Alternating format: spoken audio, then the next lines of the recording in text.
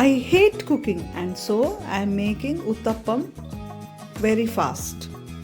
దాంట్లో ఉల్లిపాయలు, పచ్చిమిరపకాయలు, క్యారెట్ తురుము, కరివేపాకు, కొత్తిమీర అన్నీ వేసుకొని బాగా కలపాలి. ఇడ్లీ పిండిలో కానీ దోశ పిండిలో కానీ మీకు ఇష్టమైనట్లు కలుపుకోవాలి.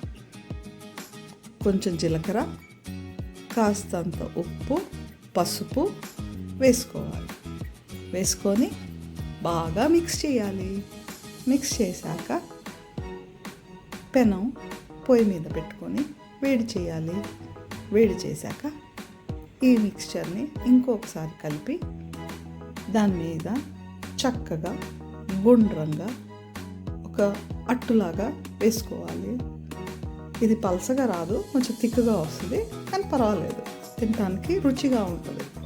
ఇలా రౌండ్గా వేసుకొని సిమ్ పెట్టి ఒక మూతతో దాన్ని కాసేపు మూసి ఉడకనివ్వాలి.